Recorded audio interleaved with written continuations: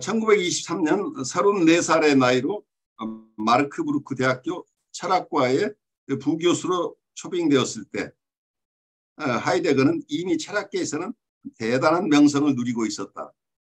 학생들은 그의 강의에 몰려들었고 하이데거의 동료들은 이것을 부러워하였다. 하이데거는 그가 원하지 않는데도 숭배의 대상이 되어갔다. 가다머의 보고에 따르면 그의 제자들 중 많은 사람들이 헛기침하고 침뱉는 모양과 같은 그만의 독특함을 흉내내고 다녔다. 그들은 하이데거처럼 입고 다녔다. 하이데거는 화가 오토 우벨로데가 도안한 실존 양복, 긴 윗도리의 스포츠용 반바지를 입는 것을 실존 양복이라고 불렀던 것으로 보여요. 이러한 실존 양복을 입었다. 그럴 때 그는 영락없이 일요미사에 참여하기 위해 나온 시골 사람의 모습이었다. 여기서 하이데거가 초창기에 교수로서 마르크부르크 대학교 철학과에서 학생들을 가르칠 때 굉장히 인기 있었던 것으로 보여요. 여기에서 서술되고 있는 하이데거를 따르는 사람들이 모습을 보면 우리 정신분석에서는 이런 경우를 동일시 현상들 혹은 자기애적 전이 이런 개념들을 떠올리게 해요. 학생들이 이 하이데거라는 교수님을 존경하면서 하이데거와 같아지고 싶은 욕구들이 생겨나는 거죠. 동일시하고 싶은 욕구.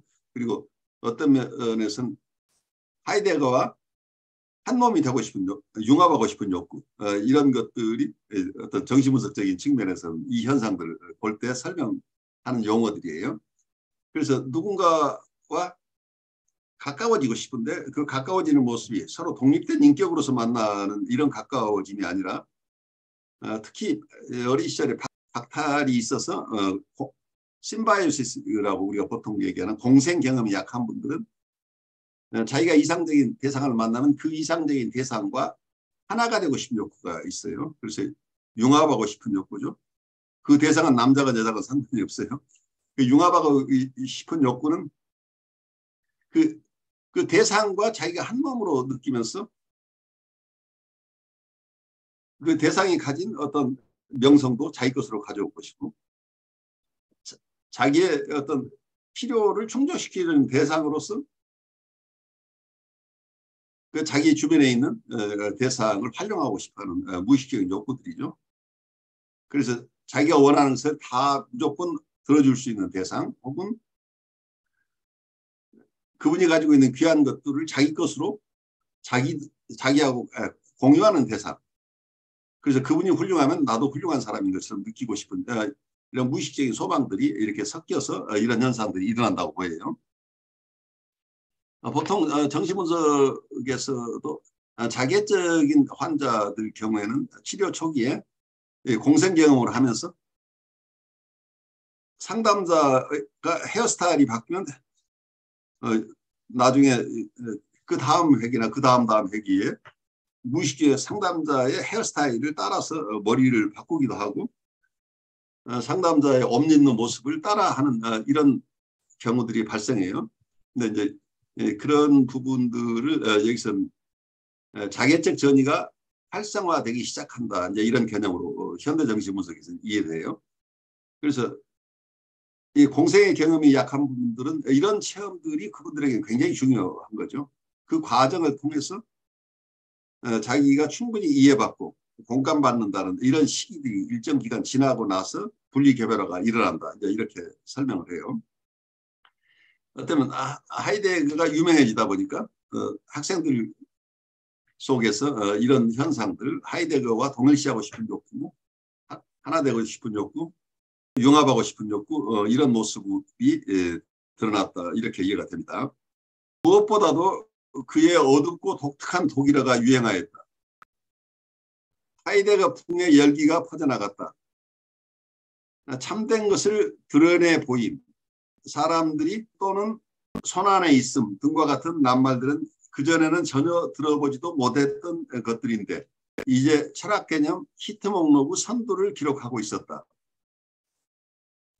이런 현상들은 하이데거가 자기의 철학을 세우는 과정 속에서 그 이전에 여러 철학의 사조에서 사용되던 어떤 기존의 용어를 가지고는 자기의 새로운 사유를 담아내기 어려운 경우에 새로운 낱말들을 만들어냈어요. 많은 낱말들을 만들어내서 자기 스스로 거기에 의미를 부여한 거죠.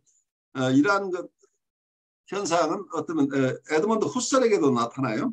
그러니까 여기서 하이데거의 스승이었던 에드먼드 후설도 자기 나름대로 새로운 용어들을 많이 만들어서 자기의 사상을 설명을 했었는데 그런 현상들을 어쩌면 하이데거도 반복했던 것으로 보여요. 그래서 후설이나 하이데거를 읽어내는데 어려움이 있는 것은 여러 가지 이유도 있지만 이분들이 과거의 언어가 아니라 새로운 용어들을 가져와서 그 이전에 누구도 생각하지 않았던 의미를 거기에 부여하고 있다는 거죠. 그러면 그 사상을 이해하기 위해서는 이분이 만들어낸 여러 새로운 용어들, 철학적인 어떤 용어들을 그분이 의미 부여한 대로 이해해야만 그분의 철학을 이해할 수 있게 되는 거죠. 지금은 오래됐으니까 그분이 가졌던 개념들을 이미 반영한 사전들이 나와 있을 수 있겠지만 이분이 처음 자기의 저술을 할 때 사용했던 그 용어들은 그 당시로서는 아무도 도와줄 수 없는 거죠. 오직 그 용어를 쓴 철학자의 설명을 통해서만 알 수 있는 거죠. 그래서 이 현존재라는 개념이 어려울 수밖에 없어요. 왜냐하면 세상의 모든 사람이 그런 용어를 써본 적이 없는 것을 이분이 사용했기 때문에. 그러면 이 다사이라는 용어를 어떻게 이해할 것이냐는 우리가 가진 생각으로 파악할 수 있는 것이 아니고 그분의 설명을 잘 들으면서 우리가 파악할 수밖에 없게 된다는 얘기죠. 그래서 굉장히 창의적인 글들을 쓰셨다는 얘기죠. 그렇지만 베를린의 문교부까지 하이데거의 명성이 파고들지는 못했다. 1925년 마르부르크 대학교의 정교수의 자리가 비게 되자 정부는 이 자리를 마한케 교수에게 주려 했다. 문교부에 있는 사람들에게는 하이데거가 제출한 존재와 시간의 원고들이 충분치 못했던 것으로 보인다. 문화관리인들의 이와 같은 목매함으로 그 당시에 독일에서 가장 영향력 있는 철학자 막스 셀러가 개입하게 되었다. 그는 베를린으로 달려가서 문교부 장관에게 선언하였다. 만일 당신이 영원토록 당신 자신을 망신시키고 싶다면 하이데거의 코앞에 마한케를 세워놔도 괜찮을 것이요. 그런 일이 있은 후 곧 교육관청은 결정을 재빨리 바꾸어 하이데거를 마르크부르크 대학교의 제1인자로 임명했다. 이분이 그 당시에 마르크부르크 대학의 정교수로 임명되는 과정 속에서 일어났던 에피소드인데 그 당시에 이미 이분의 명성이 그 당시에 가장 영향력 있는 철학자 막스 셀러를 움직일 수 있을 만큼 높았다는 얘기죠. 하이데거는 강의 중심의 철학자였습니다. 다시 말해 그의 책들은 대개 그가 학기 중에 행한 강의들이 주종을 이루고 있다. 그래서 이분은 강의 중심의 철학자였다는 얘기인데 그래서 책을 따로 준비해서 쓰는 경우도 있겠지만 강의를 충실하게 하고 그 강의록을 나중에 출간하는 형식이었다. 이걸 이렇게 표현하고 있는 것으로 보여요. 그래서 그는 하이데거는 강의 중심의 철학자였고 그의 책들은 대개 그의 학기 중에 행한 강의들이 주종을 이루고 있다라고 설명하고 있습니다. 이런 방식으로 존재와 시간도 생겨났으며 이 책과 더불어 그는 존재를 둘러싼 거인들의 싸움터에 뛰어들었다. 그 자신은 또한 군대식으로 우리가 결코 마음대로 피할 수 없이 끝까지 견뎌내야 하는 공적이라고 표현하기도 했다. 책의 제목이 이미 하이데거의 근본 사상을 암시하고 있다. 존재는 시간과 어떤 연관이 있다. 시간이란 무엇인가? 여러 다른 사물들 중에 한 사물인가? 우리는 시간을 가지고 있는가? 개개인은 모두 각자 자신의 시간을 가지고 있는가? 아니면 시간이 우리를 가지고 있는가? 더 수수께끼 같은 것은 우리가 매일 있다, 이다로서 사용하고 있는 존재라는 낱말과의 관계이다. 그것은 존재하는 개념 중 가장 보편적인 개념이다. 존재는 대상을 지칭하는 것이 아니면 그것은 정의할 수도 없는데 사람들이 거기에서부터 유추시켜낼 더 높은 상위의 개념이 없기 때문이다. 그러기에 해겔은 이 낱말을 경외심 어린 마음으로 신의 첫 번째 사유라고 말했다. 존재라는 개념, 이 being이라는 개념은 철학에서 가장 어려운 개념이에요. 그래서 여기 해겔 얘기도 나왔지만 이 존재론 자체가 고대 그리스 때부터 굉장히 중요한 화두로 떠올랐고 그렇지만 이 논의 자체가 너무 어려우니까 아리스토텔레스 이후에는 대부분 이미 우리가 아는 거다는 전제에서 따로 이 존재론을 깊이 연구하지 않았다고 하는 게 하이데거의 주장이에요.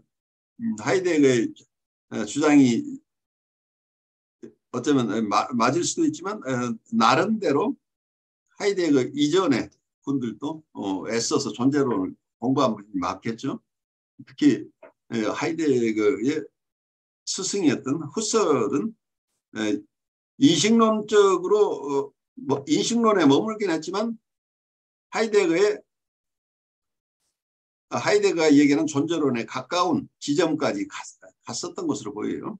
세계와 관계를 맺고 있는 의식이라는 개념은 어쩌면 하이데거의 세계 속의 자기라고 하는, 세계 속에 던져진 나라고 하는 개념과 크게 다르지 않은데 이걸 인식론으로 계속 소화한 것인가 아니면 하이데거처럼 존재론으로 소화하는 것인가에 대해서 달랐고 그 큰 차이가 있긴 하지만 하이데거가 모든 게 독창적이라고 얘기를 할 수는 없는 거고 다른 분들이 간과했던 것을 새롭게 펼친 것은 큰 업적이긴 하지만 이분이 이러한 얘기를 할 수 있었던 것은 어떤 중세부터 있었던 어떤 개념들이 브렌타노를 통해서 구체화되고 또 후서를 통해서 점점 더 넓어져 온 것들을 어떤 현상학적인 개념들을 조금 더 다른 퍼스펙티브에서 확장해낸 게 아닌가 이렇게 생각할 수도 있겠죠. 그래서 하이데거를 공부하는 것은 하이데거 이전에 있었던 사상가들 결국 우리가 다 만날 수밖에 없어요. 하이데거의 이러한 사유에 이르기 이전에 있었던 중요한 철학적인 사유들을 우리가 한꺼번에 공부할 수는 없지만 계속해서 함께 탐구하는 자세를 가져야 하이데거를 바르게 이해할 수 있을 것이다. 이런 생각이 들어요.